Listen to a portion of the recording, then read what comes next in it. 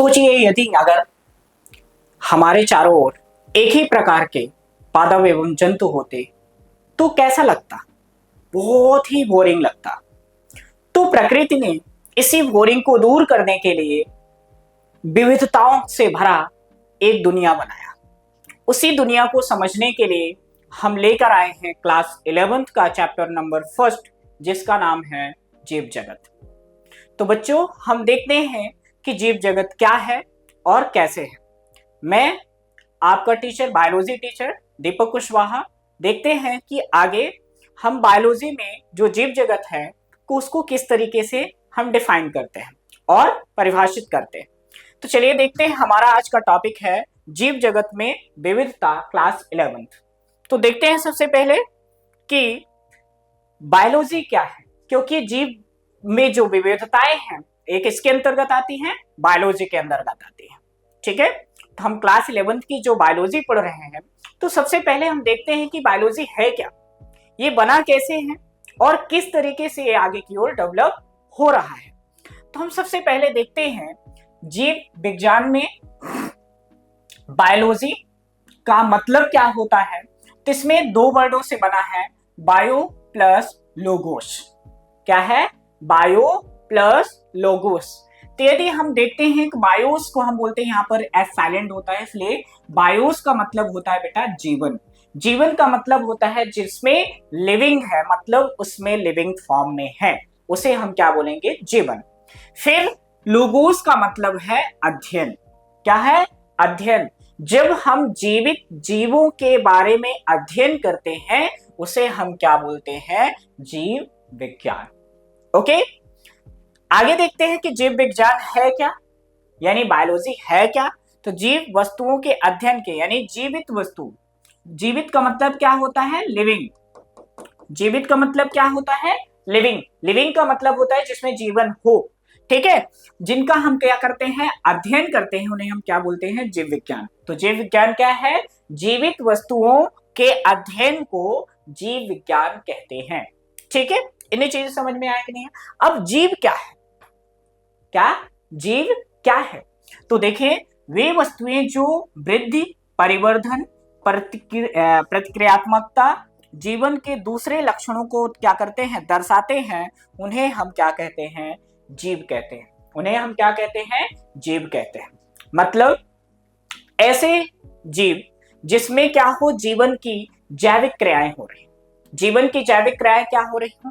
जैसे आप देखोगे ग्रोथ।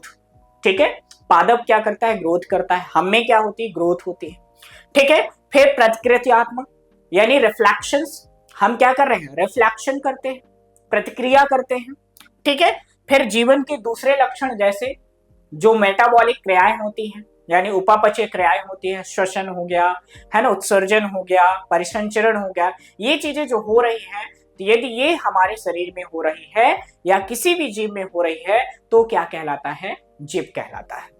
ठीक है, आगे देखें तो हम देखते हैं कि जीवों के लक्षण क्या हो सकते हैं, यानी हमारे जीवन में जीवी हम किसे बोलेंगे? ऐसा कौन सा ऑर्गेनिज्म है या कौन सा जीव है जिसको हम क्या बोल सकते हैं? जीव बोल सकते हैं। तो उसमें कुछ क्रियाएं होंगी ना, कुछ बेसिक फीचर होगी। उसी बेसिक फीचर को हम देखते हैं। पहली बात तो उसमें क्या होना चाहिए? मेटाबॉलिज्म। मेटाबॉलिज्म का मतलब होता है उपापचयी क्रियाएं। उपापचयी क्रियाएं जैसे आप देखोगे क्या क्या होना चाहिए? श्वसन होना चाहिए, उत्सर्जन होना चाहिए, पाचन होना चाहिए, है ना। यहाँ पर तो यहाँ पर क्या होगा? पाचन होगा, है ना, श्वसन होगा, ठीक है, उत्सर्जन होगा। तो ये जो क्रियाएं हैं यदि हो रही हैं तो ये क्या है? उपापचयी क्रिया। फिर क्या हो रहा है? ग्रोथ हो रहा है। आप देखोगे कि छोटा सा यदि हमने यहाँ पर ये कोई सीड है, इसको यदि हमने पानी डाल दिया तो ये क्या हो जाएगा? जर्मिनेट हो जाएगा, और जर्मिनेट हो जाएगा तो ये क्या करेगा? एक नया ऑर्गेनिज्म का फॉर्मेशन करेगा। ऑर्गेनिज्म का मतलब क्या होता है? एक नए जीव का फॉर्मेशन करेगा। ठीक है, तो ये क्या है? एक तरह से क्या है? वृद्धि है। प्रजनन, रिप्रोडक्शन। रिप्रोडक्शन का मतलब क्या होता है? जैसे मान लीजिए ये क्या है? अमीबा है। एक अमीबा से कितने अमीबा बन जाए? 2 अमीबा का यदि फॉर्मेशन हो गया तो ये क्या हो जाएगा? जनन हो गया। गति, अभी हम बोल रहे हैं, और मूवमेंट कर रहे हैं, तो ये क्या है? गति है। ठीक है, उत्तेजनशीलता।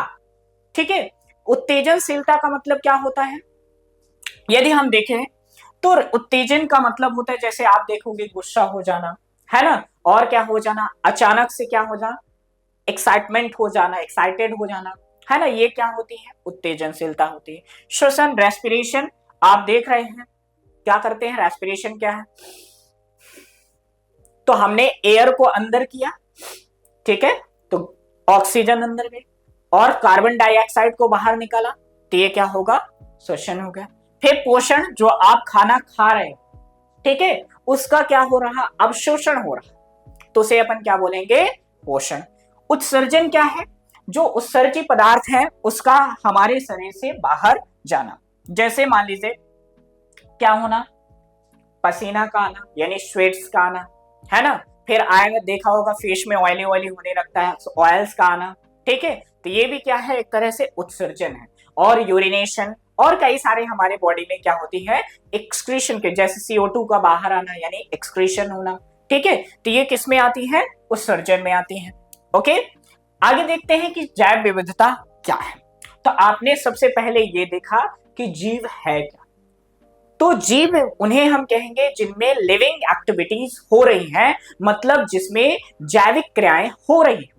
और जैविक क्रियाएं कौन कौन सी हो रही? ये हो रहा हो, यानी पाचन उपपाचन हो रहा हो, वृद्धि हो रही हो, जनन हो रहा हो, गति हो रही हो, उत्तेजनशीलता हो रहा हो, श्वसन हो रहा हो, पोषण हो रहा हो, उत्सर्जन हो रहा है, यदि ये सभी क्रियाएं हो रही हैं, तो ये समझिए कि ये क्या है? जीवित जीव है। ठीक है, अब क्या होता है कि जो जीवित जीव है इनमें क्या होती है? विविधता होती है। क्या होती है? विविधता होती है। अब देखोगे कि यहां पर जो जीवित जीव है, तो क्या एक ही टाइप का होता है? बिल्कुल नहीं। तो यदि हम देखते हैं, ऑर्गेनिज्म के बारे में बात करते हैं, यानी जीव के बारे में बात करते हैं, तो जीव बेटा हमारे पास कितने टाइप के होंगे? कितने टाइप के आप पढ़ोगे? 2 टाइप के। मेनली कोशिका के आधार पर 2 टाइप के आप पढ़ोगे। कोशिका के आधार पर आप कितने प्रकार के पढ़ेंगे? 2 प्रकार के। कौन कौन से? एक कोशिकीय और एक पढ़ेंगे बहुकोशिकीय। ठीक है, क्या करेंगे? एक कोश की एंड बहुकोश की। ठीक है, तो जीव जो होते हैं कितने टाइप के होते हैं? 2 टाइप के। कौन कौन से? एक कोश की जो केवल एक कोशिका का बना होगा, और बहुकोशिकी का मतलब होता है जो बहुत सारी कोशिकाओं से बना होता है, तो उसे हम क्या बोलेंगे? बहुकोशिकी। समझ में आया कि नहीं आया? पक्का आ गया? फिर यदि फिर यदि हम देखते हैं बहुकोशिकी में क्या आता है, देखिए एक कोशिकी में क्या आएगा, जैसे आपने देखा होगा अमीबा, ठीक है, पैरामीशियम, ठीक है, अमीबा, पैरामीशियम, युग्लिना, ठीक, ये किस में आते हैं? एक कोशिकी में। बहुकोशिकी में आपने देखा होगा पादप, जंतु, प्लांट, एनिमल, ठीक है, आपने देखा होगा फंगी, फंगस जिसको आप बोलते हो, ठीक है, क्या होता है? फंगस, ठीक है, या इसी को हम बोलते हैं फंगी। ठीक है, तो ये क्या होते हैं? ऑर्गेनिज्म होते हैं जो 2 टाइप के हैं। कौन कौन से हैं? सिंगल सेल और मल्टी सेल। एक कोशिकी को हम बोलेंगे सिंगल सेल, और बहुकोशिकी को हम बोलते हैं मल्टीपल सेल, यानी बहुकोशिकी। इतनी चीजें समझ में आई कि नहीं आई? तो जीव कितने टाइप के हैं? 2 टाइप के। ठीक है, कौन कौन से? एक कोशिकी एंड बहुकोशिकी। ठीक है, एक कोशिकी में आप देखोगे क्या? Amoeba, paramecium, Euglena. बहुकोशिकी का मतलब पादप, जंतु और फंगस। तो आप देख रहे हैं कि यहां पर हमने 2 टाइप के जीव देखा, एक कोशिकी एंड बहुकोशिकी। लेकिन आपने क्या देखा यहां पे? क्या देखा कि एक कोशिकी ही कई टाइप के हैं, यानी इनमें भी कई सारी प्रजातियां हैं, और इनमें बहुकोशिकी में भी पादप की भी बहुत सारी प्रजातियां हैं, जंतु की भी बहुत सारी प्रजातियां हैं, और फंगस की बहुत सारी प्रजातियां हैं। तो क्या सभी एक जैसे दिखेंगी? बिल्कुल नहीं। यदि एक जैसे नहीं दिखते हैं, विभिन्न भिन्न टाइप की दिखती है, इसे हम बोलेंगे जैव विविधता। क्या बोलेंगे? जैव विविधता। तो चलिए देखते हैं कि जैव विविधता क्या है। तो यहां पर देखेंगे कि पृथ्वी पर भिन्न भिन्न जंतुओं एवं पादपों का से परिपूर्ण है। मतलब हमारी पृथ्वी पे भिन्न भिन्न तरह के पादप भी हैं और जंतु भी हैं। ठीक है, जैव विविधता इसे ही हम क्या बोलते हैं, बायोडाइवर्सिटी। यानी पृथ्वी पर भिन्न भिन्न जंतुओं एवं पादपों से परिपूर्ण है, इसे ही हम क्या बोलते हैं, जैव विविधता कहते हैं। ठीक है, पृथ्वी पर पाए जाने वाले प्रत्येक भू आकृति स्थल यानी जियोग्राफिकल लोकेशन की एक क्या होती है, विशिष्ट फ्लोरा। फ्लोरा का मतलब होता है जहां पर कोई एक स्पेशल प्रजाति होती है, स्पीसीज होती है ना। पादपों की जैव विविधता एवं फौना यानी जंतुओं की जैव विविधता होती है। मतलब पादप एवं जंतुओं के पाए जाने की एक विशिष्ट लोकेशन होती है। ठीक है, आप देखेंगे कि जंगल में केवल पादप ही नहीं होंगे, वहां पर जंतु भी होंगे, लेकिन कई सारे ऐसे जगह होंगे, जैसे आपने देखा होगा क्रॉपलैंड। क्रॉपलैंड में आपने देखा होगा यानी जहां पर क्या होता है, फसल। तो फसल में आप देखेंगे कि जो नंबर ऑफ क्रॉप्स है यानी फसलें हैं, उनकी मात्रा ज्यादा होगी, लेकिन वहीं पर जंतुओं की मात्रा क्या होगी, कम होगी। वही चीज जस्ट है यदि हम देखते हैं जंगल में, तो जंगल में आप देखेंगे कि प्रजातियों में पादप और जंतुओं में से पादप की प्रजातियां ज्यादा है और जंतु की भी कम है, लेकिन आप देखेंगे कि जंतु वहां पर जैव विविधता और अधिक आपको दिखाई देगी। ठीक है, तो देखिए यहां पर आप देखेंगे कि यहां पर वनों में जंतुओं की कई सारी विविधताएं पाई जाएंगी, कई सारे इनके प्रकार पाए जाते हैं, पादपों की भी कई सारी प्रजातियां पाई जाती हैं और विविधता पाए जाते हैं। ठीक है, तो आगे हम देखते हैं कि जो ये वर्गीकरण है, जो वर्गीकरण है इसको हम क्या बोल रहे हैं, क्लासिफिकेशन। इसे हम क्या बोल रहे हैं, क्लासिफिकेशन। तो वर्गीकरण जो है किसने दिया, हम सबसे पहले देखते हैं कि जो वर्गीकरण है, अभी इन्हीं को हमने क्या कर दिया, जो जैव विविधता है इसी में हमने क्या किया, वर्गीकरण कर दिया। जो हमें दिखाई दे रहा जीवों में विविधता पाई जा रही है, उसी को पहचानने के लिए, जानने के लिए हमने क्या किया, इनको क्लासिफाइड कर दिया। क्यों क्लासिफाइड किया, जिससे हमें पता चल सके कि कौन सी जाति का जीव है, कौन सी स्पीसीज का जीव है, कौन से स्पीसीज का पादप है, इसके बारे में हमें कंप्लीट नॉलेज के लिए, पूर्ण जानकारी के लिए हमने इसको क्या कर दिया, क्लासिफाइड किया। ठीक है, तो उसी को हम देखते हैं कि क्लासिफिकेशन क्या है।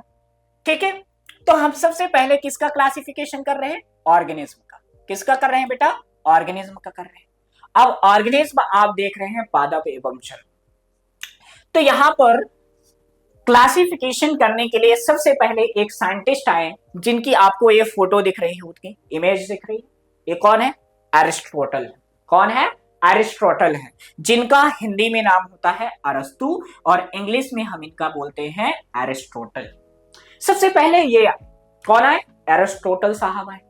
इन्होंने क्या किया, सभी को देखा, सभी को मतलब सभी पादप और जंतुओं को देखा। उन्होंने बोला कि इनमें तो बहुत सारी सभी एक जैसे लक्षण दिखाई दे रहे हैं। तो उन्होंने क्या किया, सबसे पहले इन्होंने पूरे जैव विविधता में से दो वर्ग बनाया। कितने वर्ग बनाए, दो वर्ग बनाया, दो क्लासेस बनाई। पहले क्लास का नाम उन्होंने रखा पादप, क्या रखा, पादप, और दूसरे का नाम रखा एनिमल यानी जंतु। ठीक है, पहले क्लास का नाम क्या रखा, पादप, और दूसरे का नाम रखा जंतु। तो क्लासिफिकेशन के लिए सबसे पहले कौन आया, एरिस्टोटल आया। उन्होंने कितने क्लास में डिवाइड किया पूरे जीव जंतु को, जीव जगत को, दो वर्गों में। कौन कौन से, पादप जगत एवं जंतु जगत। ठीक है, फिर यदि आगे देखते हैं तो इन्होंने जब पादप को क्लासिफाइड किया, वर्गीकृत किया, तो किस तरीके से किया, तो इन्होंने पादप को तीन वर्गों में डिवाइड किया। कितने वर्गों में डिवाइड किया, तीन। कैसे, सबसे पहले इन्होंने बताया शाक। क्या बताया, शाक। आपने देखा होगा शाक मतलब जो सब्जी वाले होते हैं उन्हें हम बोलते हैं शाक। ठीक है, तो सबसे पहले इन्होंने किसके बारे में बताया, शाक के बारे में बताया। ठीक है, फिर उसके बाद इन्होंने किसके बारे में बताया, झाड़ी के बारे में बताया। फिर इसके बाद उन्होंने किसके बताया, ट्री के बारे में बताया। ठीक है, शाक, झाड़ी, वृक्ष, किस किस के बारे में बताया, शाक, झाड़ी, वृक्ष। ठीक है, आप यहां पर देख रहे हैं ये क्या है, पुदीना है। क्या है, पुदीना है। ठीक है, तो यहां पर आप देखे होंगे कि पुदीना जो होता है बहुत ही नरम होता है, सॉफ्ट होता है, उसको आसानी से हम तोड़ सकते हैं। ठीक है, फिर आपने देखा होगा यहाँ पर झाड़ी, आपने देखा होगा फूल लगाते हैं आप सभी लोग, फ्लावर गार्डनिंग करते हैं तो गार्डन में वेरियस टाइप के अलग अलग प्रकार के आप क्या करते हैं, फूल लगाते हैं, तो वहां पर वो क्या हो गया, झाड़ी। फिर वृक्ष आपने देखा होगा, आम का देखा होगा, है ना, पीपल का देखा होगा, जामुन का देखा होगा, तो कई सारे आपने प्लांट देखे होंगे जिसमें जो क्या होते हैं, बहुत बड़े बड़े वृक्ष होते हैं, उन्हें हम क्या बोलते हैं, वृक्ष। ठीक है, साग, झाड़ी, वृक्ष। जैसे हम देखें साग का कुछ एग्जाम्पल हमारे सामने है, क्या है, धनिया है, मेथी है, पालक है, गेहूं। ठीक है, धनिया, मेथी, पालक, गेहूं, पुदीना। ठीक है, यहां पर ये पुदीना। फिर यदि हम झाड़ी में देखते हैं तो आपने फूल देखा होगा, नीम देखा होगा, नींबू देखा होगा, गुड़हल देखा होगा। ठीक है, ये क्या होते हैं बेटा, झाड़ी होते हैं। क्या होते हैं, झाड़ी होते हैं। फिर वृक्ष की यदि हम बात करते हैं, क्या है, अमरूद है, जामुन है, पीपल है, नीम है, ये किस में आते हैं, वृक्ष में आते हैं। आपने देखा होगा अमरूद का पेड़ बड़ा होता है, आम का पेड़ बड़ा होता है, जामुन का पेड़ बड़ा होता है। ठीक है, तो ये क्या हो गया बेटा, वृक्ष हो गया। ठीक है, तो अरिस्टोटल ने कितने वर्ग बनाए, 2 वर्ग बनाए, एक पादप और एक जंतु। तो पादप में उन्होंने कितने वर्ग डिवाइड किए, 3 में, साग, झाड़ी, वृक्ष। ठीक है, अब आगे यदि हम देखते हैं साग, झाड़ी, वृक्ष के बाद जंतु, तो इन्होंने जंतुओं को 2 वर्गों में, इन्होंने जंतुओं को भी 2 वर्गों में डिवाइड किया। किन्होंने, एरिस्टोटल ने, यानी अरस्तु ने। किसने, अरस्तु ने। तो इन्होंने जो एनिमल है, जंतु है, तो इनको 2 वर्गों में डिवाइड किया। तो कौन कौन से, तो एक लाल रक्त वाले और एक है रंगहीन। यानी लाल रक्त मतलब इसमें क्या है बेटा, आरबीसी है। क्या है, आरबीसी है, मतलब इसमें क्या है, लाल रक्त कणिकाएं हैं। क्या है बेटा, लाल रक्त कणिकाएं हैं। ठीक है, लाल रक्त कणिकाएं हैं, इसलिए ये क्या होते हैं, लाल रक्त वाले जंतु होते हैं। जैसे आपने देखा होगा ये, ठीक है, बकरी आपने देखा होगा। फिर यहाँ पर रंगहीन, यहाँ पर ऑक्टोपस है। ठीक है, तो रंगहीन का मतलब क्या होता है, आरबीसी क्या है, अनुपस्थित है। क्या है, अनुपस्थित है। ठीक है, जब आरबीसी अनुपस्थित होगी तो उसमें क्या होगा, रंग नहीं होगा। क्यों नहीं होगा, क्योंकि यहाँ पर जो लाल रक्त कणिकाएं होती हैं तो एक पिगमेंट के कारण क्या होती है, लाल होती है, जिसे हम क्या बोलते हैं, हीमोग्लोबिन। लेकिन यहां पर आप देखोगे कि जो ये जंतु हैं, कौन से, रंगहीन जंतु, इनमें क्या होता है, हीमोग्लोबिन अनुपस्थित होते हैं। इतना समझ में आया कि नहीं है। ठीक है, तो जंतुओं को कितने वर्गों में बांटा गया, 2, एक लाल रक्त वाले, एक रंगहीन। लाल रक्त वाले कौन होते हैं, जिनमें आरबीसी होता है। जो रंगहीन होते हैं, जिनमें आरबीसी नहीं होता है, मतलब इनमें केवल क्या होगा, डब्ल्यूबीसी होगा, आरबीसी अनुपस्थित होंगे। ठीक है, आगे देखें तो आपने ये देखा कि इन्होंने, जो अरस्तु हैं, इन्होंने क्या किया, सबसे पहले जो हमारे चारों तरफ जैव विविधता दिख रही थी, तो उस विविधता में से पादप एवं जंतुओं को वर्गीकृत किया। पहला उन्होंने प्लांट बनाया, दूसरा उन्होंने जंतु बनाया। पादप में उन्होंने देखा कि 3 वर्गों में डिवाइड किया, साग, झाड़ी, वृक्ष, और जंतुओं को उन्होंने 2 वर्गों में डिवाइड किया। कौन कौन से, पहला क्या था, लाल रक्त वाले जंतु, और दूसरा क्या है, रंगहीन, यानी लाल रक्त से हीन जो होता है उसमें डिवाइड किया। अब देखते हैं कि जो अरस्तु है ये है क्या, तो इन्होंने सबसे पहले वर्गीकृत प्रस्तुत किया है, तो इसलिए हम इनको बोलते हैं वर्गीकृत के खोजकर्ता। क्या बोलेंगे, वर्गीकृत के खोजकर्ता, डिस्कवरर ऑफ, क्या होता है, क्लासिफिकेशन। ठीक है, और फिर इन्हें हम बोलते हैं जंतु विज्ञान के जनक। यहां पर हम बोलेंगे father of animal kingdom.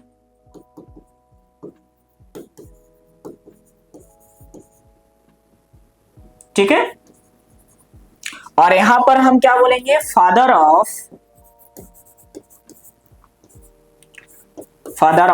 Biology. ठीक है, तो फादर ऑफ बायोलॉजी और फादर ऑफ एनिमल किंगडम कौन है, अरस्तु है। ठीक है, जिसको हम बोलते हैं एरिस्टोटल। ठीक है, फिर ये क्या है, डिस्कवरर,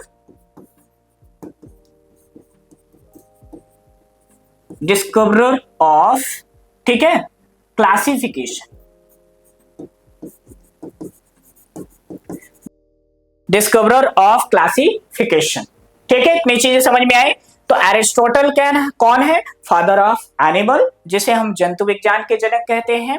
वर्गीकी की खोज करता है, डिस्कवरर ऑफ क्लासिफिकेशन, इन्हें हम कहते हैं, और इन्हें हम कहते हैं फादर ऑफ बायोलॉजी। इन्हें चीजें समझ में आई कि नहीं है कि एरिस्टोटल कौन कौन कौन है? तो फादर ऑफ एनिमल किंगडम, दूसरा क्या है? फादर ऑफ बायोलॉजी, और तीसरा क्या है? Discoverer of classification. Discoverer of classification क्यों कह रहे हैं? क्योंकि सबसे पहले इन्होंने ही क्या किया था? डिस्कवरी की थी, ठीक है, इसलिए हम क्या बोलते हैं? Discoverer of classification. इन्हें समझ में आया कि नहीं आया? ठीक है, फिर आगे देखते हैं थियोफ्रास्टस। इसके बाद एक दूसरे साइंटिस्ट आए जिनका नाम है थियोफ्रास्टस। थियोफ्रास्टस जो होते हैं पादप विज्ञान के जनक होते हैं, यानी प्लांट किंगडम।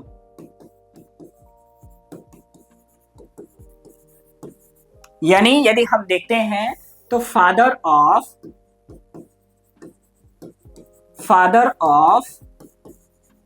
प्लांट किंगडम, ठीक है। तो फादर ऑफ प्लांट किंगडम कौन है? थियोफ्रास्टस, ठीक है। इतनी चीजें समझ में आई कि नहीं है? तो यहां पर आप देखोगे कि जंतु विज्ञान के जनक कौन है?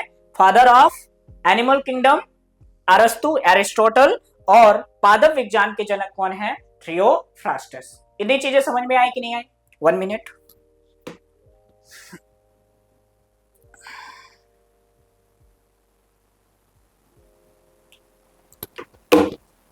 आगे देखते हैं वर्गीकरण, जिसको हम बोलते हैं टैक्सोनॉमी, ठीक है। तो सबसे पहले यहां पर हम देखें कि अरस्तु क्या है?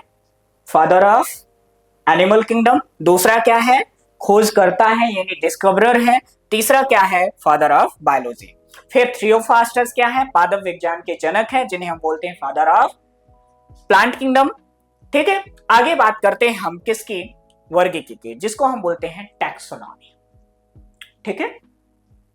अब आपने देखा कि सबसे पहले हमने क्या देखा कि क्लासिफिकेशन देखा। क्लासिफिकेशन जो है तो जैव विविधता में हमने क्लासिफाइड किया 2 वर्गों में, पादप एवं जंतुओं में। अब हम आगे देखते हैं कि टैक्सोनॉमी है क्या, ठीक है। तो टैक्सोनॉमी यदि हम बात करते हैं तो क्या है? तो टैक्सोनॉमी एक ऐसा वर्ड है जो ग्रीक के 2 शब्दों से बना है, जिसको हम बोलते हैं टैक्सिस एंड नॉमिस, ठीक है। इसमें 2 वर्ड आते हैं, एक होता है टैक्सिस एंड आता है नॉमी, ठीक है। अब यहां पर टैक्सिस क्या है और नॉमिस क्या है? तो यहां पर आप देखोगे टैक्सिस का मतलब होता है अरेंजमेंट और नॉमिस का मतलब होता है लॉ, ठीक है। मतलब यहां पर क्या हुआ कि यहां पर अरेंजमेंट करने का एक नियम, यानी जो आपने अभी देखा पादप और जंतुओं को, तो क्या ऐसे ही रहने देंगे? बिल्कुल नहीं। यदि आप ऐसे रहने दोगे तो आप कभी पहचान ही नहीं पाओगे कि कौन सा जंतु है, कौन सा पादप है। तो इनको पहचानने के लिए, जानने के लिए हम क्या करते हैं? इनको वर्गीकृत करते हैं अलग अलग तरीके से, सिस्टमेटिक वे में इसको हम क्या करते हैं? क्लासिफाइड करते हैं। इसी क्लासिफिकेशन को देखने के लिए हमने क्या किया? हमने नहीं, यहां पर क्या लाया गया? टैक्सोनॉमी। टैक्सोनॉमी के अंतर्गत हम क्या करते हैं? इनको आगे देखते हैं। तो यहां पर आप देख रहे हैं कि टैक्सोनॉमी शब्द जो है किससे आया? ग्रीक से आया। जो टैक्सोनॉमी जो शब्द है, इसकी उत्पत्ति या कहां से आया है? ग्रीक से आया है, जिसमें 2 वर्ड होते हैं, टैक्सिस एंड नॉमिस, ठीक है। टैक्सिस का मतलब होता है अरेंजमेंट और नॉमिस का मतलब होता है लॉ। इतना समझ में आया कि नहीं? तो आगे देखते हैं। टैक्सिस मतलब अरेंजमेंट, नॉमिस का मतलब होता है लॉ। आगे देखते हैं कि जो वर्ग के शब्द है किसने दिया? तो एक साइंटिस्ट है, यहां पर आपको दिख रहा होगा, ये फोटो दिख रही है। इन साइंटिस्ट का नाम क्या है? एपी डे कैंडोले, ठीक है। क्या है? एपी डी कैंडोले, ठीक है। क्या है? AP de Candolle. तो ध्यान रखना, यहां पर आपने देखा कि 3 साइंटिस्टों का नाम अभी तक आपने जान चुके हैं। पहला आपने देखा किसका? अरस्तु का, एरिस्टोटल का। दूसरा आपने दिया थियोफ्रास्टस का। तीसरा आपने देखा एपी डे कैंडोले का। अब तीनों साइंटिस्ट, ध्यान रखना, तीनों अलग अलग हैं। पहला आपने देखा है किसका? Father of animal kingdom, father of biology और डिस्कवरर ऑफ क्लासिफिकेशन। दूसरा आपने देखा है फादर ऑफ प्लांट किंगडम, है ना, थियोफ्रास्टस। अब यहां पर आप देख रहे हो कौन? कौन?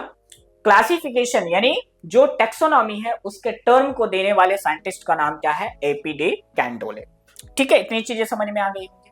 ठीक है, आगे देखते हैं। तो आगे कौन है, ध्यान रखना, इन्होंने टर्म दिया है, किसने? एपी डी कैंडोले ने। ठीक है, ध्यान समझ लेना, क्योंकि टर्म देना अलग है, उसके बारे में कंप्लीट नॉलेज प्रेजेंट करना अलग है। तो यहां पर एपी डी कैंडोले ने केवल टैक्सोनॉमी टर्म दिया है, मतलब नाम दिया है। ध्यान रखना, नाम रखने वाला अलग है, जन्म देने वाला अलग है। समझ गए ना? जैसे हमें में देख लो, इंसानों में आप देखते हो, मदर जो है, मदर और फादर यदि बर्थ किए हैं तो देखते हो कि जनरली नाम वो नहीं रख पाते हैं, कोई और रखते हैं। तो आप देखते हो कि नाम रखने वाला अलग हो गया, तो यहाँ पर टर्म देने वाला अलग है और उसको डिस्कवर करने वाला अलग है। तो यहाँ पर नाम देने वाला कौन है? एपी डी कैंडोले है। कौन सा नाम दिया? टैक्सोनॉमी।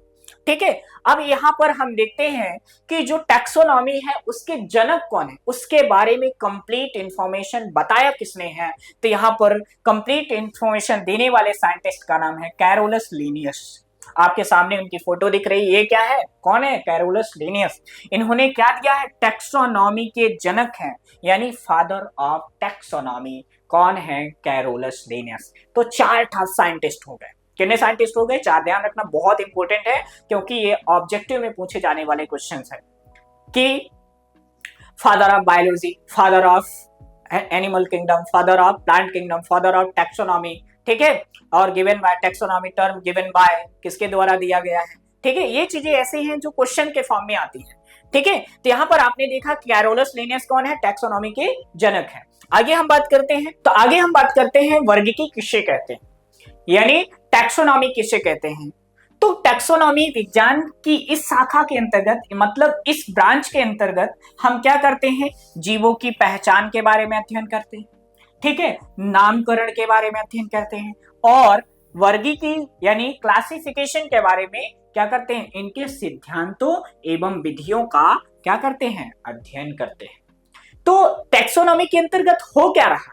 तो पहला आप देख रहे हो आइडेंटिफिकेशन। पहले सबसे पहले क्या होगा? आइडेंटिफिकेशन होगा, पहचान होगी। उसके बाद क्या होगा? जब पहचान हो जाती है तो उसके बाद क्या होती है? नामकरण होता है।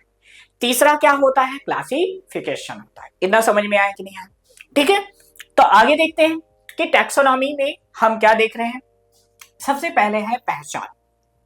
ठीक है, क्या है? पहचान। तो वह क्रिया जिसमें किसी भी जीव को पहले से ज्ञात अन्य जीवों से पहचाना जाता है। ठीक है, तथा किसी विशिष्ट वर्गीकी समूह में शामिल किया जाता है। पहचान आइडेंटिफिकेशन करना कहलाता है। मतलब क्या हुआ कि पहले से हमें जो ज्ञात, यानी पहले से ज्ञात जो जीव हैं उससे हम क्या करते हैं? उसको कंपैरिजन करते हैं, उसके समतुल्य मानते हैं। ठीक है, यदि उसके जैसा दिखता है तो हम मान लेते हैं कि वह उस वर्ग का है। ठीक है, एग्जाम्पल के तौर में मान लीजिए एक कैट है, यानी एक बकरी है, उसने बकरी को ही जन्म देगी। ठीक है, किसको देगी? बकरी को। ठीक है, किसको देगी? बकरी। यानी एक गोट है ना, और बकरी है, तो किसको बर्थ करेगी? बकरी को। ठीक है, लेकिन यदि आप देखोगे कि ये ऐसा प्राणी है जिसके बारे में हमें नहीं पता था। ठीक है, तो अब जो हमें नए जीव, अब पहले से तो हमें पता है कि बकरी है, लेकिन हमें उसकी दूसरी स्पीसीज के बारे में नहीं पता था, तो हमने इसको क्या किया? डिस्कवर किया। ठीक है, तो हमने ये माना कि बकरी की कौन सी दूसरी प्रजाति है। कौन सी प्रजाति है बेटा? दूसरी प्रजाति है। ठीक है, यहां पर इसकी कौन सी प्रजाति है? दूसरी प्रजाति है। यदि दूसरी प्रजाति है, दूसरी स्पीसीज है, मतलब इसकी क्या होगी? हाइब्रिड होगी। ठीक है, क्या होगी? हाइब्रिड होगी। ठीक है, अब ये जो हाइब्रिड है ये क्या होगा? इससे एडवांस होगी। तो हम कैसे मानेंगे? इसके कैरेक्टर और जो हमने डिस्कवर किया है उसके कैरेक्टर दोनों आपस में मैच करेंगे। यदि दोनों एक जैसे दिखते हैं तो हम मान लेंगे कि इसी की स्पीसीज है। तो ऐसे ही हम क्या करते हैं? यहाँ पर क्लासिफिकेशन में करते हैं, पहचान में करते हैं, आइडेंटिफिकेशन में करते हैं। ठीक है, तो उसको हम क्या करेंगे, सबसे पहले पहचान करेंगे कि कौन सी प्रजाति का, कौन सी स्पीसीज का ये जीव है। उसके बाद जब पहचान हो जाएगा तो हम क्या करेंगे, नामकरण करेंगे, नॉमेनक्लेचर। तो किसी भी जीव को नामकरण के लिए सबसे पहले हम अंतरराष्ट्रीय नियमों के अनुसार नाम देना ही नामकरण कहलाता है। यानी किसी जीव को नामकरण के अंतरराष्ट्रीय नियमों के अनुसार नाम देना ही क्या कहलाता है, नामकरण कहलाता है। जैसे नॉर्मली आप देखते हो, हम ह्यूमन बींग्स में देखते हैं, है ना, मानवों में देखते हैं कि कोई भी नाम दे देते हैं, है ना, चिंटू, पिंकू, है ना, रोहित। अब ये क्या है, नाम है। आप देखेंगे कि रोहित नाम के बहुत सारे मिल जाएंगे, चिंटू नाम के आपके बहुत लोग मिल जाएंगे कि नहीं। लेकिन यहां पर ह्यूमन में एक ही नाम के कई सारे क्या है, लोग हैं। बट लेकिन जब हम अंतरराष्ट्रीय नॉमेनक्लेचर करते हैं, अंतरराष्ट्रीय नामकरण पद्धति यूज करते हैं, तो उसमें ये देखते हैं कि जो डिस्कवर होने वाला, खोजने वाला जो जीव है, नया जो जीव है, उसका नाम किसी दूसरे से, पहले से हमें ज्ञात जीव के बारे में नहीं होना चाहिए। मतलब दोनों का नाम क्या होना चाहिए, अलग अलग होना चाहिए। समझ में आया कि नहीं आया? ठीक है। उसके बाद क्या करते हैं, जब हमें नामकरण उसका कर दिया, तब उसको हम क्या करेंगे, एक प्रॉपर वर्ग में रख देते हैं। समझ में आया कि नहीं आया? तो हम क्या करते हैं, वर्गीकरण। अब वर्गीकरण में हम क्या करते हैं, वह प्रक्रिया जिसमें किसी जीव को सरलता से दृश्य कुछ लक्षणों के आधार पर सुविधाजनक श्रेणी में रखा जाता है। ठीक है, सुविधाजनक का मतलब होता है जो उसको हमें पढ़ने में, समझने में, जानने में क्या हो, आसानी हो। ठीक है, इतनी चीजें समझ में आए। तो वर्गीकरण के अंतर्गत हम क्या कर रहे हैं, आइडेंटिफिकेशन मतलब पहचान, फिर क्या कर रहे हैं, नामकरण, फिर क्या कर रहे हैं, वर्गीकरण। यानी जिसमें हम जीवों को क्या करते हैं, एक विशिष्ट वर्ग में, एक स्पेशल क्लास में क्या कर देते हैं, रख देते हैं। इतना समझ में आया कि नहीं? ठीक, आगे यदि हम बात करते हैं किसका, सिस्टमेटिक्स।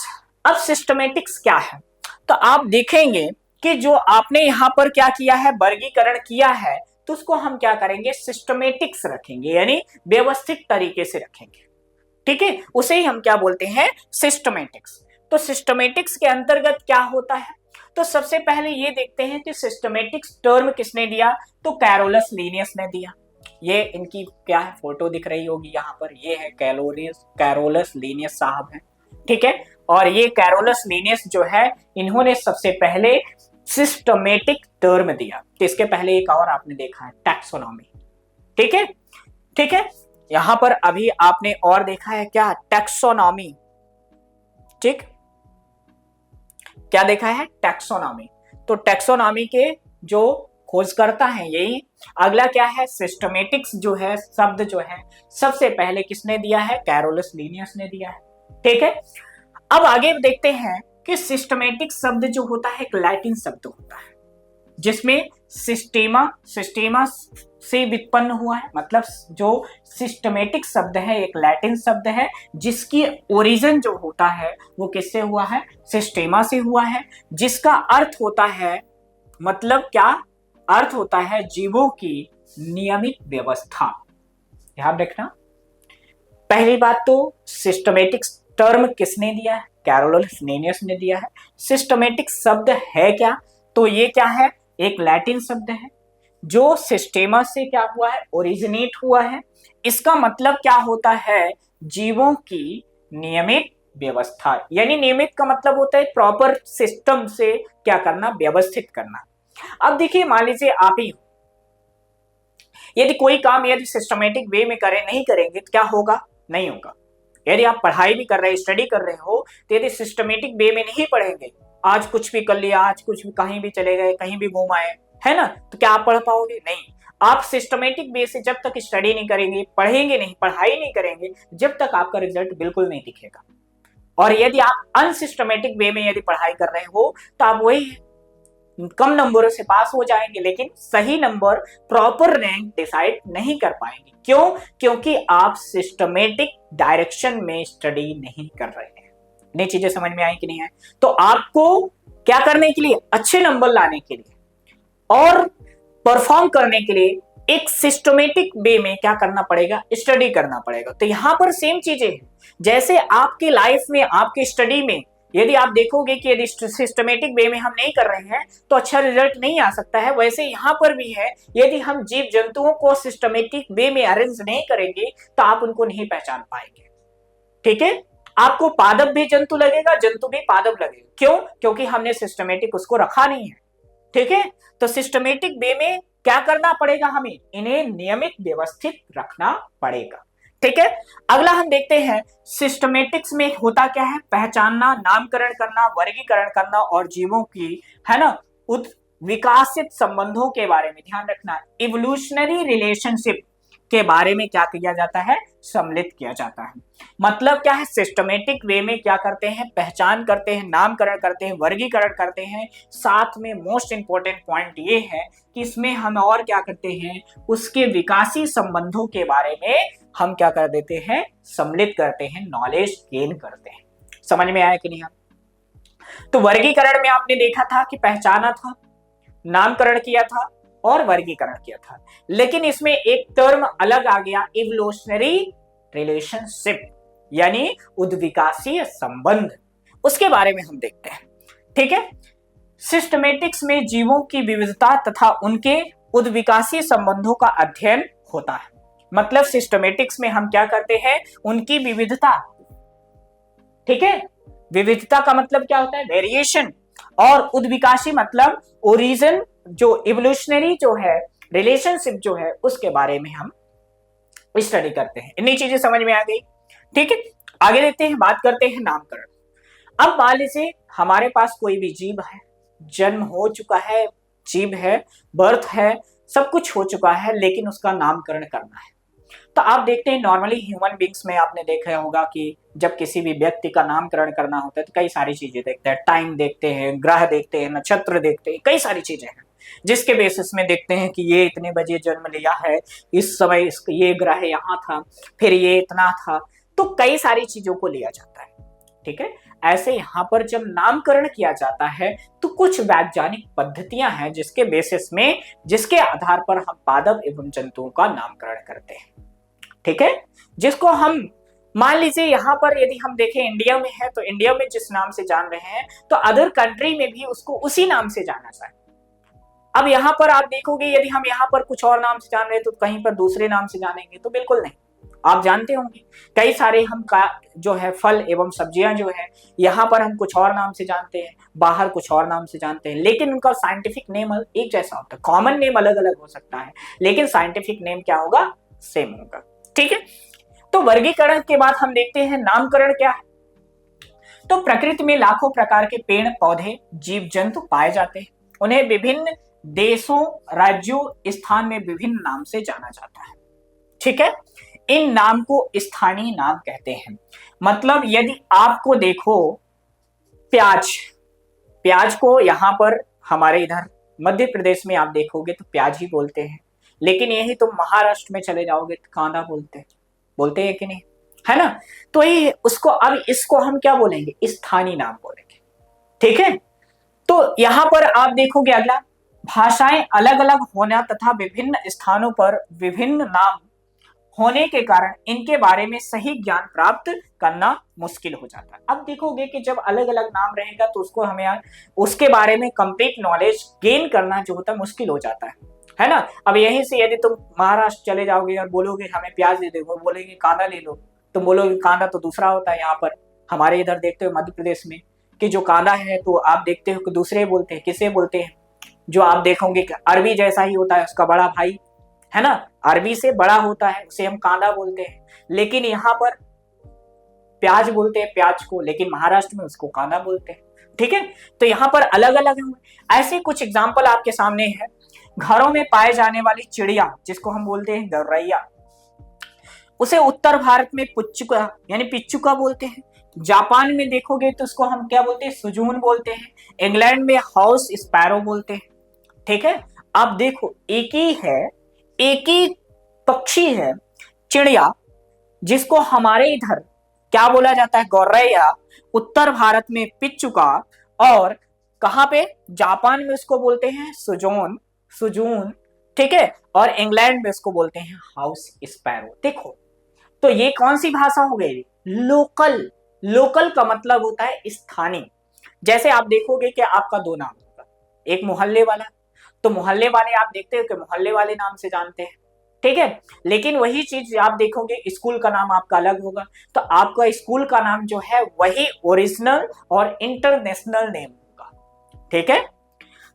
आगे हम बात करते हैं कि नामकरण हम करते कैसे हैं, क्यों करते हैं। तो वर्गीकी में किसी पौधे जंतु की पहचान के पश्चात उससे वैज्ञानिक नाम देना ही क्या कहलाता है, नामकरण। यानी कोई भी जीव जो है उसको हमने पहचान लिया है, जान लिया है, अब जानने के बाद, पहचानने के बाद उसका हम क्या करेंगे, नामकरण करते हैं। और नामकरण करने की पद्धति ही क्या कहलाता है, यानी नामकरण, नाम देना ही क्या कहलाता है, नामकरण पद्धति। सबसे पहले आता है बायनोमियल सिस्टम, यानी द्वि नामकरण पद्धति। बायनोमियल को हम क्या बोलते हैं, द्वि नामकरण पद्धति, ठीक है। अब ये दो नामकरण जो पद्धति है ये क्या होता है, तो इसको सबसे पहले किसने दिया था, एक साइंटिस्ट हैं जिनका नाम है कैरोलस लिनियस। तो जो कैरोलस लिनियस है इन्होंने सबसे पहले क्या दिया था, बायनोमियल सिस्टम दिया था, ठीक है। इतना समझ में आया कि द्वि नामकरण पद्धति किसने दिया था, कैरोलस लिनियस ने दिया था, ठीक है। कैरोलस लिनियस इन्होंने द्वि नाम पद्धति का सबसे पहले प्रयोग किया और इसके कई पादपों जंतुओं को वैज्ञानिक नामकरण प्रस्तुत किए। तो सबसे पहले किसने दिया द्वि नामकरण पद्धति, कैरोलस लिनियस ने दिया। इन्होंने सबसे पहले पादप, कुछ बहुत नहीं, कुछ पादप एवं जंतुओं के नामकरण प्रस्तुत किए। तो देखते हैं आगे कि जो कैरोलस लिनियस है तो ये कौन है, तो ये द्वि नामकरण के क्या है, संस्थापक, यानी फाउंडर ऑफ बायनोमियल सिस्टम। यानी फाउंडर ऑफ बायनोमियल सिस्टम कौन है भैया, तो बायनोमियल सिस्टम के फाउंडर कौन है, कैरोलस लिनियस। ध्यान से समझना, कैरोलस लिनियस क्या है, द्वि नामकरण के फाउंडर है, फाउंडर ऑफ बायनोमियल सिस्टम। अगला है द्वि जगत वर्गीकरण के, यानी टू किंगडम क्लासिफिकेशन के क्या है, फादर है, ठीक है। द्वि जगत का वर्गीकरण जो है सबसे पहले इन्होंने ही दिया था। टू क्लास किंगडम, यानी टू किंगडम क्लासिफिकेशन सबसे पहले किसने दिया, कैरोलस लिनियस ने। फिर अगला इन्होंने इन्हीं चीजों को एक्सप्लेन करने के लिए क्या किया, दो बुकें लिखी। कितने किताबें लिखी, दो किताबें लिखी। इनकी दोनों किताबों का नाम है, एक है स्पीसीज प्लांटेरम और एक है सिस्टेमा नेचुरी। स्पीसीज प्लांटेरम में उन्होंने, प्लांटेरम मतलब प्लांट, ठीक है। सिस्टेमा नेचुरी, सिस्टेमा नेचुरी में किसको रखा, जंतुओं को। तो यहां पर क्या किया, स्पीसीज प्लांटेरम में किसके बारे में बताया, प्लांट के बारे में बताया, और स्पीसीज के बाद सिस्टेमा नेचुरी में इन्होंने किसके बारे में बताया, एनिमल के बारे में बताया। किसके बारे में बताया, एनिमल के बारे में बताया। इतनी चीजें समझ में आई कि नहीं आई, क्लियर हुई कि नहीं क्लियर। तो आप देख रहे हैं कैरोलस लिनियस जो है, तो इन्होंने सबसे पहले द्वि नामकरण पद्धति दी, साथ में दो जगत वर्गीकरण प्रस्तुत किया, दो टू किंगडम क्लासिफिकेशन दिया। इसके बाद इन्होंने दो बुकें लिखी। उनकी एक बुक का नाम था स्पीसीज प्लांटेरम, जिसमें पादपों का रखा, और दूसरी बुक का नाम था सिस्टेमा नेचुरी, जिसमें उन्होंने किसको रखा, जंतुओं को रखा, ठीक है। तीन चीजें समझ में आ गई। तो आगे हम देखते हैं द्वि नामकरण पद्धति। जब हम द्वि नामकरण पद्धति करते हैं तो उसमें क्या नियम है, क्या उसके रूल है, उसके बारे में देखते हैं। कैरोलस लिनियस के अनुसार प्रत्येक जीव के दो नाम होते हैं, मतलब हमारे दो नाम है। कितने नाम है, दो नाम है। पहला जो नाम होता है वो वंश का होता है, कहते हैं ना आप किस वंश के हो, किस वंश, किसके वंशज हो। तो सबसे पहले हम क्या देखते हैं, पहला नाम क्या होता है, वंश का होता है, ठीक है, यानी जेनेटिक नेम, जेनेरिक नेम। दूसरा क्या होता है, जाति, कहते हैं ना कि तुम किस वंश के हो, और दूसरा होता है किस जाति के, ठीक है। वंश अलग है, जाति अलग है, ध्यान से समझना। आप नॉर्मली आप देखोगे ह्यूमन बीइंग्स में भी सेम है कि जाति अलग है, वंश अलग है, ठीक है।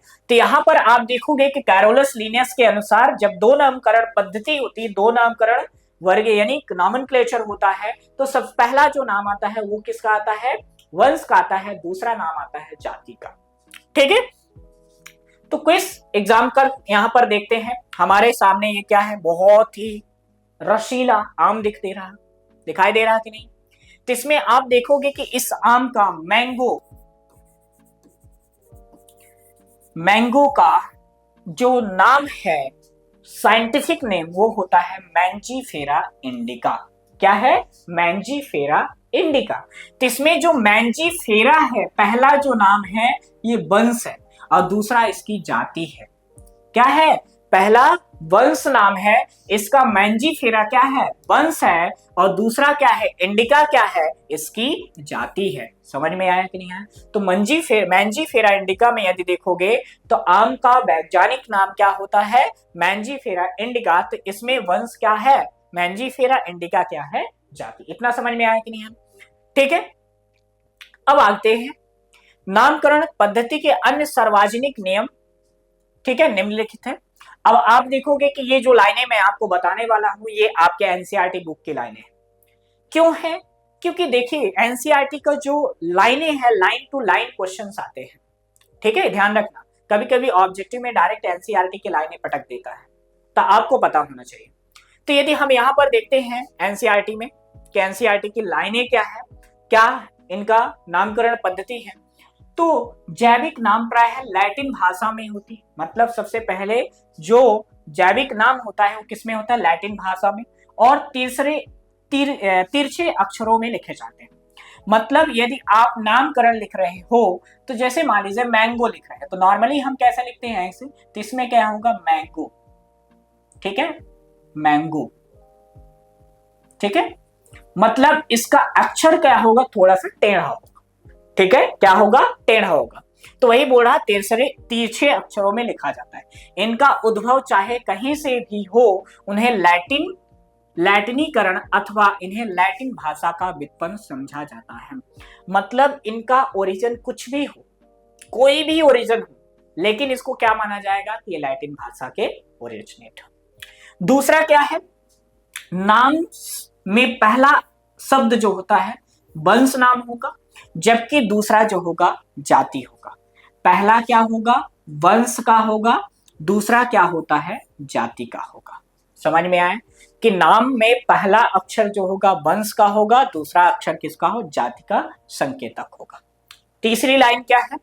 जैविक नाम को जब हाथ से लिखते हैं, मतलब हैंड से हम लिखते हैं, तो दोनों शब्दों का अलग अलग रेखांकित अथवा छपाई में तिरछा लिखना चाहिए।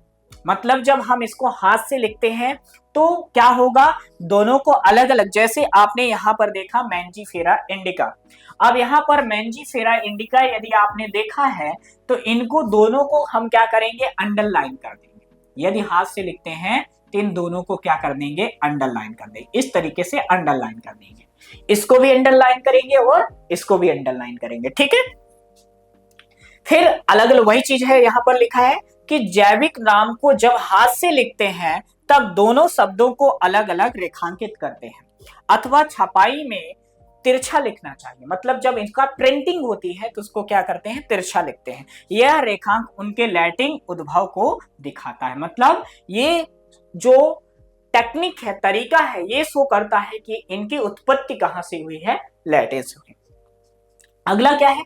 पहला अक्षर जो वंश नाम को बताता है वह बड़े अक्षरों में, बड़े अक्षरों मतलब कैपिटल लेटर में लिखना चाहिए, जबकि जाति संकेत के पद को छोटा में। मतलब जो इसमें आप देखेंगे यहां पर आप देखेंगे तो मैंजीफेरा इंडिका में जो पहला होगा क्या हो? किससे लिखेंगे? यानी ये पहला वर्ड जो, सॉरी, यहां पर जो इसका पहला वर्ड होगा मैंजीफेरा इंडिका। ठीक है, तो मैंजीफेरा इंडिका, तो यहां पर एम क्या होना चाहिए? कैपिटल में, और उसके बाद जो है वो किस में होना चाहिए? स्मॉल लेटर में। इतना समझ में आया कि नहीं आया? अगला देखें, अक्षर में होना चाहिए। मैंजीफेरा इंडिका के उदाहरण से इसकी व्याख्या कर सकते हैं। तो ये चीजें आपको समझ में आई कि जो एनसीईआरटी का नामकरण पद्धति है, तो इसके अनुसार यदि हम देखते हैं कि कोई भी जीव का यदि हम नामकरण करते हैं तो उसमें अलग अलग टेक्निक में, यानी पहला जो होता है किससे हम करेंगे? लैटिन भाषा में, यानी इसको हम लैटिन भाषा में लिखते हैं और तिरछे अक्षरों में लिखते हैं। ठीक है, फिर ये कहीं से भी इनका ओरिजिनेशन हो, लेकिन हम ये मानेंगे कि इनकी उत्पत्ति किससे हुई है, लैटिन भाषा में। फिर पहला जो होता है, जो पहला अक्षर होता है वो वंश का होता है, दूसरा अक्षर क्या होता है, जाति का होता है। जब इसको हम हाथ से लिखते हैं तो क्या करेंगे, वंश और जाति दोनों को हम क्या करते हैं, अंडरलाइन करते हैं, और जब छपाई होती है तो इसको तिरछे अक्षरों में लिखते हैं। फिर उसके बाद जो पहला अक्षर वंश का होता है तो उसे हम बड़े अक्षरों से लिखते हैं, जो जाति का होता है उसे स्मॉल लेटर से लिखते हैं। इन्हें समझ में आया कि नहीं है, पूरी चीजें समझ में आई। जैव विविधता हमें यह सिखाती है कि जीव छोटा हो या बड़ा, बच्चों जैव विविधता हमें यह सिखाता है कि जीव छोटा हो या बड़ा, इसमें जैव विविधता ही हमारे जीवन का एक बहुत ही आधारभूत क्या होता है, खूबसूरत रंग है।